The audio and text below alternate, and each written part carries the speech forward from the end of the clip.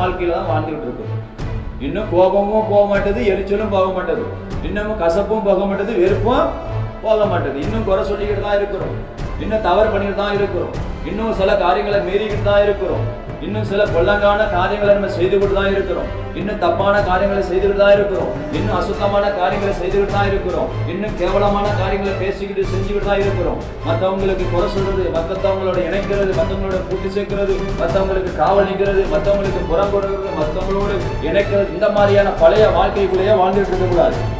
முந்தின வாழ்க்கையுடைய செயலை அழிச்சிடணும். ஆமென், அல்லேலூயா, அல்லேலூயா. முந்தின வாழ்க்கையை நீங்க அழிச்சிடணும். கோவப்பட்டது ஒரு ரைட்டு, நான் சத்தியம் அறியல கோவப்பட்டேன், ஆண்டவர் தெரியாது கோவப்பட்டேன், ரைட்டு.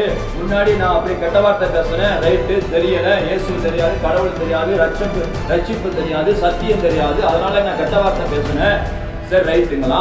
பொய் பேசுனேன், நான் எனக்கு சத்தியம் தெரியாதுங்க, கடவுள் தெரியாதுங்க, அதனால பொய் பேசுனேன், ரைட்டுன்னு சொல்லலாம். அப்ப நான் திருடனாங்க, அப்பா எனக்கு சத்தியம் தெரியாது, கடவுள் தெரியாது, நான் ரைட்டு ஒத்துக்கலாம். முன்னாடி நான் குடிச்சேன், தவறு பண்ணேன், தப்பு பண்ணேன், ரைட்டு, ஒத்துக்கலாம். இப்ப சத்தியம் தெரிஞ்சிருக்குல்ல, இல்ல சத்தியம் தெரியுமில்ல, இப்ப வசனம் தெரியுதுல்ல, வேத வாக்கியம் இருக்குல்ல, நியாயபரமான இருக்குல்ல, ஆண்டவர் உனக்கு போதிக்கிறார்ல, ஆண்டவர் உனக்கு பேசுறார்ல, சத்தியத்தின் மூலமா, வேதத்தின் மூலமா, வசனத்தின் மூலமா, வேதத்தின் எழுத்தின் உறுப்புகள் மூலமா, ஒவ்வொரு அதிகாரத்தின் மூலமா உன்னோடு என்னோட கர்த்தர் பேசுறார்ல.